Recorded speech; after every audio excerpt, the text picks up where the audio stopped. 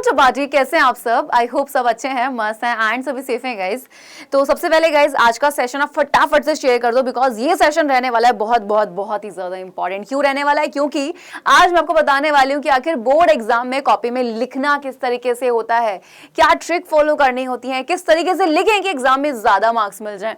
तो board exam में आखिर कॉपी में कैसे लिखें, तो ये हम जानेंगे। तो फटाफट से गाइज सेशन को लाइक करो, शेयर करो अपने सारे फ्रेंड्स के साथ, इंस्टा, व्हाट्सएप, टेलीग्राम, जहां पर भी आपका ग्रुप बना हुआ है। ठीक है, तो जल्दी से शेयर करो ताकि हम अपनी जो क्लास है, जो हमारा सेशन, हम उसको स्टार्ट कर सकें। ठीक, सबसे पहली चीज याद रखना कि बेटा जो हमारा बोर्ड एग्जाम होते हैं, ठीक है, तो वो हमारे बोर्ड एग्जाम जो होते हैं ना, उनमें बच्चे बहुत गलती करते हैं। बच्चे पढ़ते बहुत अच्छे से हैं, है ना, बहुत मेहनत करते हैं, लेकिन होता क्या है, टॉपर को एक निकल गया, दो निकल गए, बाकी बच्चे सोचते हैं अरे मैम मेहनत तो हमने भी करी थी, फिर हम क्यों पीछे रह गए? क्योंकि कहीं ना कहीं किसी ना किसी चीज में कमी रह जाती है। ठीक है, कमी कैसे रह जाती है एंड वो कमी ना रहे, यही चीज आपको बताने के लिए, इन सभी चीजों से बचने के लिए कि आप में कोई कमी ना रहे, मैं इस तरह के सेशंस लेकर आती रहूंगी आपके सामने। तो आज हमारा जो सेशन है बेसिकली वो कि एग्जाम कॉपी में लिखना कैसे है, ये तो मैं बताऊंगी, लेकिन उससे पहले मैं आपको बता देती हूँ, और भूले तो नहीं। और ये बताइए कितने बच्चों ने आगे टॉपर्स बैच ज्वाइन कर लिया, क्योंकि ऐसे भरमार सेशन तो यहाँ पे बहुत सारे जितने भी बच्चे हैं उन सबको मिल ही रहे हैं। चाहे मोस्ट इंपॉर्टेंट आपके जो इंपॉर्टेंट ऑब्जेक्टिव क्वेश्चन है उन सबकी पीडीएफ हो, या फिर आपके डायग्राम बनाना हो, कैसे कौन से डायग्राम इंपॉर्टेंट है, कैसे सीखने हैं मैम, लॉन्ग शॉर्ट कौन से इंपॉर्टेंट है मैम, एग्जाम कॉपी में कैसे लिखना है मैम, क्या गलती करने से बचना है, ये सब इस तरीके बहुत सारे सेशंस यहाँ पेड क्लासेस में तो मिल ही रहे हैं आपको। तो बेटा टॉपर्स 2.0 आ चुका है स्टूडेंट्स की भारी डिमांड पर, एंड इसकी जो क्लासेस है गाइस वो स्टार्ट हो रही हैं आपकी 16 अक्टूबर से। ठीक है, एक ऐसा बैच जहां से सिर्फ एक नहीं बल्कि बहुत सारे टॉपर्स बनते हैं। टीचर्स आपको वही पढ़ा रहे हैं जो आपके पुराने टीचर्स हैं, बहुत सालों से आप इन सबको जानते हैं, और रिजल्ट भी बहुत बेहतरीन दिया है। मिल क्या क्या रहे हैं यहाँ पे, ये बात कर ले तो बेटा यहाँ पर आपको मिल रही है बिल्कुल लाइव क्लासेस, और यहाँ पे कोई ऐसा रिविजन नहीं कराया जा रहा है, यहाँ पे हर चीज आपको डिटेल में पढ़ाई जा रही है, क्योंकि आपका है गाइस बोर्ड एग्जाम और हम चाहते हैं कि भाई आप अपने एग्जाम में टॉप करें। तो लाइव क्लासेस तो मिल ही रही हैं, लेकिन साथ ही साथ मिल रहे हैं teacher notes, previous year question, sample paper and guys teacher slide, ये सब यहां पर आपको मिल रहा है। और साथ ही साथ आने वाले जितने भी जो टॉपर्स बैच होंगे गाइस वो भी आपको मिलेंगे बिल्कुल फ्री। ठीक है, एंड पता है कितने में? सिर्फ वो भी सिर्फ 999 में, लेकिन ये सिर्फ आपके 10 अक्टूबर तक है ऑफर, उसके बाद इसका प्राइस बढ़ जाएगा। तो जितने बच्चे ऐसे जिन्होंने अभी तक नहीं लिया या टॉपर 1 बैच लेने से रह गए थे, तो इसमें जाइए, फटाफट से मौके का फायदा उठाइए। कॉल कर सकते हैं आप बैच को लेने के लिए हमें 0124-715-8250 पर। अब बात कर लेते हैं कि आगे लिखना कैसे है कॉपी में। ठीक है, सबसे पहली चीज मैं आपको बता देती हूँ, स्कूल कॉपी से बिल्कुल अलग होती है।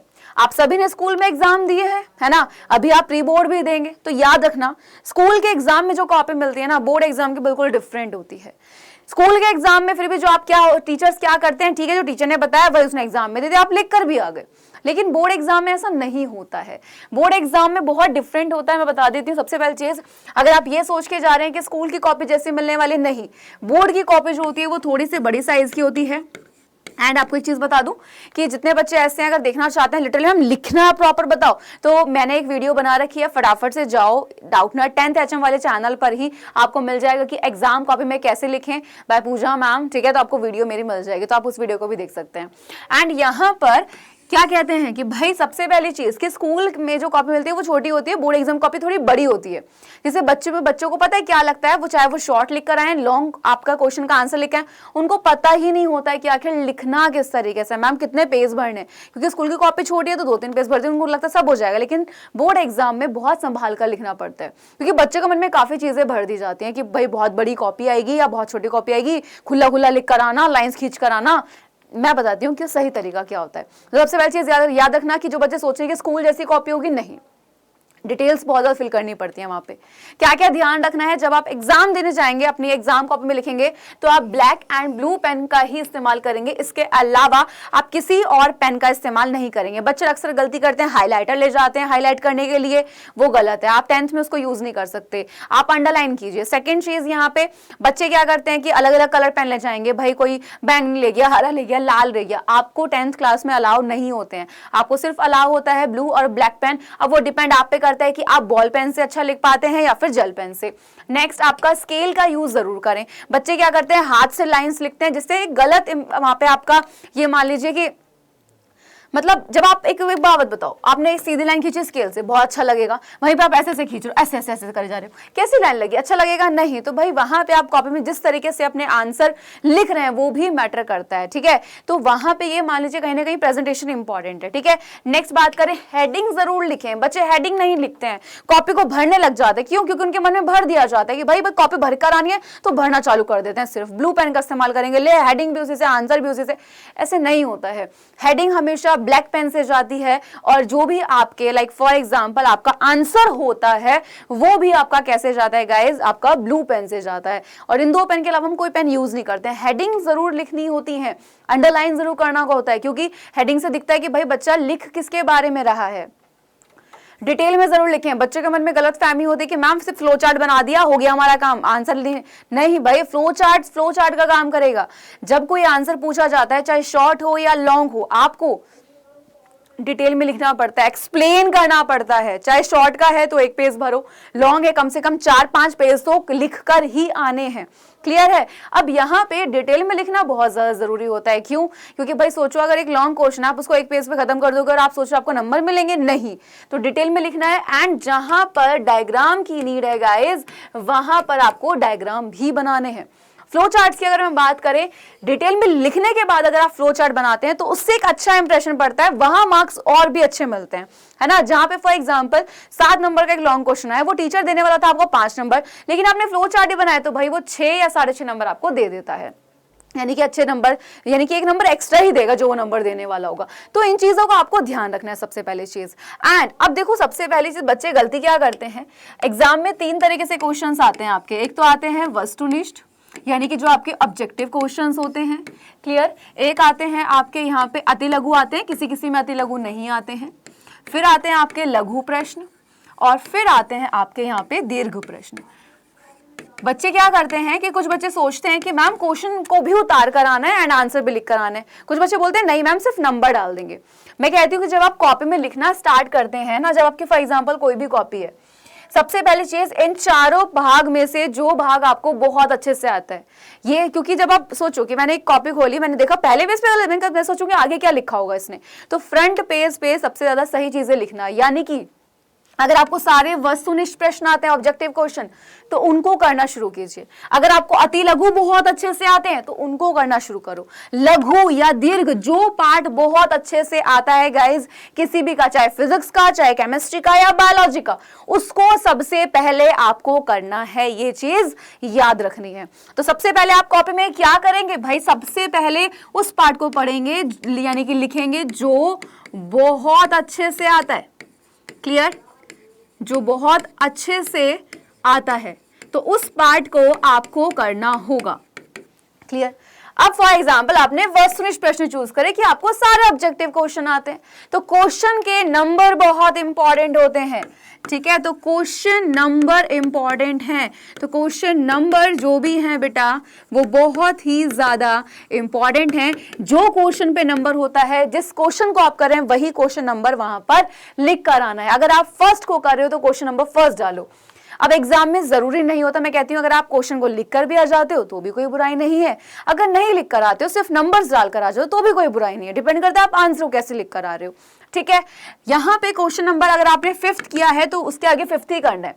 अक्सर ऐसा होता है कि 1 2 3 4 एंड 5, अब आपने पहला कर दिया, वहां पे आपको चॉइस मिल गई है ना, तो आपने कहा कि नहीं यार 5 क्वेश्चन है, कोई 4 ही तो करना है, फिर आपने तीसरा करने की कोशिश करी, तो वहां पे आप दूसरा नंबर नहीं डालेंगे, आप वहां पे तीसरा ही लिखेंगे कि 1 किया, तीसरा किया, देन 4, देन 5। क्यों? क्योंकि चॉइस थी, दूसरा नहीं किया तो दूसरा नंबर क्यों डालना, वरना टीचर को लगेगा जो कॉपी चेक कर रहे होंगे कि भाई दूसरे नंबर वाला भी तो है, यानी कि इसने इसका आंसर दिया है, वो देखे तो गलत है, वो काट देगा, कोई नंबर नहीं मिलेगा। तो सबसे पहली चीज जो बहुत अच्छे से आता है उस पार्ट से आपको स्टार्ट करना है, चाहे फिजिक्स हो, केमिस्ट्री हो या बायोलॉजी। एंड क्वेश्चन जो है उनके नंबर बहुत ज्यादा इंपॉर्टेंट है, वो देखकर लिखने हैं। नंबर 3rd चीज, जो भी क्वेश्चन आपने चूज किया उसकी हेडिंग लिख कर शुरू करें। हेडिंग लिख कर क्या करना है, शुरू करना है। क्लियर है ना। फॉर एग्जाम्पल उन्होंने बोला पाचन तंत्र किसे कहते हैं, मानव पाचन तंत्र का सचित्र वर्णन करो। तो सबसे पहले आप क्या करोगे, पहले ये बताओगे ना पाचन किसे कहते हैं, पाचन तंत्र पे डायरेक्ट थोड़ी ना जाओगे, तो पाचन की डेफिनेशन देने के बाद फिर आप नेक्स्ट हेडिंग डालोगे मानव पाचन तंत्र, ठीक है, इस तरीके से। फिर इसके भागों को बताओगे और ये भाग आएंगे जैसे मुख, तो इसको अलग से हेडिंग, यानी कि जितनी हेडिंग आप बना सकते हो, ये नहीं कि सबकी हेडिंगें बना दो, जो इंपॉर्टेंट हेडिंग है, यानी कि जो हेडिंग जानी ही जानी जो कॉमन है वो आपको लिखनी ही पड़ेगी, ठीक है। हेडिंग लिखना है, आंसर को ब्लू पेन से लिखना है, डिटेल में लिखना है, जहां डायग्राम की नीड है डायग्राम बनाने हैं, लेकिन आप क्या नहीं करेंगे, कलर नहीं करना इस बार, क्योंकि बच्चे को ना कलर करने नहीं आते। मैं हमेशा बोलती हूँ कलर तब करना जब तुम्हें पता है कैसे करना है, कलर करके मत आना भैया, क्योंकि तुम्हें जिन बच्चों को नहीं आते हैं वो नंबर कटवा कर आ जाते हैं। पेंसिल से बहुत सुंदर सा डायग्राम बना लेना और डायग्राम की प्रैक्टिस जरूर कर लेना, क्लियर है। एग्जाम में एक चीज का बच्चे ध्यान नहीं देते कि उनको चॉइस की मिली होती है। बच्चों को लगता है कि अरे यहाँ पे 5 में से 4 करने को तो बोला है, 5 के 5 कराते हैं, नंबर नहीं मिलते हैं, कुछ भी आपका समय बर्बाद होता है वहां पे, तो उस चीज का जरूर ध्यान रखें। तो जब आप इस तरीके से कर लेते हैं, है ना, एंड साथ ही साथ जो आपकी कॉपी होती है, मैंने बोला बेटा फॉर एग्जाम्पल ये आपकी एक बोर्ड एग्जाम की कॉपी है, बच्चे क्या करते हैं साइड में लाइंस खींचते हैं ऐसे बड़ी बड़ी, क्यों, क्योंकि भाई बीच में लिखेंगे यहाँ पे तो अच्छे खासे नंबर मिल जाएंगे हमें, ऐसे ही करते हैं ना। तो ये गलती नहीं करनी है, एग्जामिनर को आपको ये नहीं दिखाना है कि आप कॉपी भर रहे हैं, बस पतली पतली सी आप लाइंस खींचिए एंड अपने जो वर्ड्स हैं उनमें थोड़ा स्पेस दे दीजिए। वहां पे कहीं से कहीं तक इस तरीके से नहीं लगना चाहिए कि आप बहुत खुला खुला लिख रहे हैं या कॉपी भरने की कोशिश कर रहे हैं। इसलिए मैं आपसे हमेशा बोलती हूँ कि फ्लो चार्ट बनाओ, आंसर थोड़ा लॉन्ग फॉर्म में हो जाता है, डिटेल में लिख दिया, एक पेज पे फ्लो चार्ट बना दिया, नंबर मिल गए सुंदर से, बहुत बढ़िया तरीके से, ठीक है। बस इन चीजों का आपको ध्यान रखना होता है, थोड़ा राइटिंग पे जरूर ध्यान दे, हेडिंग जरूर लिखनी है, कलर पेन का इस्तेमाल करना है, और सबसे बड़ी चीज जो वर्ड इंपॉर्टेंट है उसको अंडरलाइन करना है यार, ठीक है बेटा, अंडरलाइन करना है, हाइलाइटर का इस्तेमाल नहीं करना है बिकॉज वो छप जाता है। इन चीजों का बस ध्यान रखें। और साथ ही साथ मैंने आपसे पहले ही बोला, अगर आप खुद देखना चाहते हैं हम लिखना कैसे कॉपी आप खुद लिख के दिखाइए, तो जाइए एंड डाउटनेट 10th HM वाले चैनल पर वीडियो सर्च कीजिए, आपको मिल जाएगी वो वीडियो। और साथ ही साथ अगर आप बोलेंगे मैम एक और नई वीडियो बनाओ, तो मैं वो भी बना दूंगी, या सिर्फ आपके डिमांड पे, बस आप अपने बोर्ड एग्जाम को बहुत अच्छे से दीजिए। और चाहते हो मैम और भी प्लीज अच्छे से बता दीजिए, और भी बहुत सारी चीजें बता दीजिए, तो जुड़ सकते हैं गाइज आप टॉपर्स बैच में, जहां पर आपको ये सब ऑलरेडी सिखाया जाएगा एंड और बच्चों को ऑलरेडी वीडियो जानी स्टार्ट भी हो गई है। यहाँ पे मैं आपको बता देती हूँ, लाइक जो हमारे टॉपर्स 1 वाले बच्चे हैं उनको भी टॉपर्स 2 मिल रहा है। अब सोचो जो टॉपर्स 2 वाले बच्चे होंगे उनको क्या मिलेगा, जो टॉपर्स 3 आएगा, 4 का पता नहीं आएगा तो बिल्कुल वो भी मिलेगा, है ना। तो यहां पर आपको सीधा बता देती हूं कि बेटा टॉपर्स 1 वाले जो बच्चे हैं उनको जो ऐसे सेशन है वो मिलने स्टार्ट हो गए। आप सोचो कि रेस लग रही है भाई, आप अब टॉपर्स 2 में आएंगे तो भाई आपको भी मिलने स्टार्ट हो जाएंगे सेशंस, क्योंकि हम नहीं चाहते, हम हर कदम पे बच्चे का साथ चाहते हैं कि भाई चलो कोई बात नहीं, अब वापस से बच्चों को पढ़ाते हैं। हम तो हर तरीके से ट्राई कर रहे हैं कि आपका हर मंथ, आपके हर दिन में को बहुत अच्छे तरीके से यूज किया जाए, हर दिन बहुत अच्छे तरीके से पढ़ाएं, ताकि आपके बोर्ड एग्जाम बहुत अच्छे तरीके से जाए, ठीक है। तो टॉपर्स 2 की जो क्लासेस हो रही हैं गाइज वो 16 अक्टूबर से हो रही हैं, तो बिना देर करे गाइज बैच को ज्वाइन कर लो, एक भी क्लास मिस मत करो। बाबर जोर इसलिए दे रही हूं क्योंकि आप में से बहुत सारे बच्चे ऐसे जिन्होंने अभी पढ़ना शुरू नहीं करा है और दिसंबर जनवरी में रोएंगे मैम अब क्या करें, अब बताओ। तब कोई सॉल्यूशन नहीं होता बेटा, 1 महीने में सिलेबस कंप्लीट करोगे या रिवीजन करोगे, सिर्फ पास होना, और पास होकर 10th में कुछ नहीं होता। आज की डेट में 70% कुछ नहीं है, बच्चे 95 96 ऐसे ही लेकर आ रहे हैं। तो अगर तुम्हारे इतने कम आ रहे हैं, 90 से कम आ रहे तो बेटा मेहनत में कमी रह जाएगी फिर, यानी कि कहीं ना कहीं अगर तुम्हें 90 है समझ जाओ कि भाई मेहनत में कमी है। ये 85 है, कुछ और अच्छे आ सकते थे जो तुम पीछे रह जाओगे, तो पीछे नहीं रहना, आगे बढ़ना, जिसके लिए बैच में ज्वाइन हो जाओ। टीचर्स में बहुत बेहतरीन तरीके से पढ़ा रहे हैं, लाइव क्लास पढ़ाई जा रही है, रिवीजन नहीं हो रहा है, हर टॉपिक को डिटेल में पढ़ाया जा रहा है, हर सब्जेक्ट के टॉपिक को पहले बता दी क्योंकि रिवीजन बैच है ही नहीं, डिटेल में पढ़ा रहे हैं। टीचर्स नोट्स मिल रहे हैं, जिसपे टीचर्स लिख रहे हैं ना बेटा, वो स्लाइड्स आपको मिल रहे हैं जिससे आप समझ पाए कि अच्छा ये ऐसे है ना, ये ऐसे ही मैम ने खुद ने लिखा है, तो वो स्लाइड्स आपको प्रोवाइड करी जा रही है ना। एंड साथ ही साथ यहाँ पे आपको टीचर नोट्स स्लाइड्स के साथ मिल रहे हैं previous year question. Previous year question क्यों इंपॉर्टेंट है, क्योंकि बोर्ड एग्जाम वाले जो होते हैं वो क्वेश्चंस को रिपीट करते हैं। क्लियर है, क्या करते हैं भाई, वो क्वेश्चन रिपीट करते हैं, चाहे फिजिक्स हो, केमिस्ट्री हो, बायोलॉजी हो, मैथ्स हो आपका, यानी कि भाई हिंदी इंग्लिश सब में रिपीट होते हैं। तो प्रीवियस ईयर क्वेश्चन करने बहुत ज्यादा जरूरी है, जिसकी यहाँ पे आपको पीडीएफ प्रोवाइड की जाती है। एंड पीडीएफ से प्रोवाइड करके छोड़ नहीं देते हैं, उसको एक्सप्लेन भी करते हैं। सैंपल पेपर हर स्टेट बोर्ड के according, MP, UP, Chhattisgarh, Jharkhand, Bihar, सभी के लिए यहाँ पे सैंपल पेपर आपको प्रोवाइड करते हैं, ताकि पता रहे कि भाई अगर सोचो बोर्ड के एग्जाम से पहले आपको मिल जाए एक ऐसा पेपर जो बोर्ड के जैसा है, तो आपको समझ आ जाता है कि बोर्ड एग्जाम में आखिर लिखना किस तरीके से है।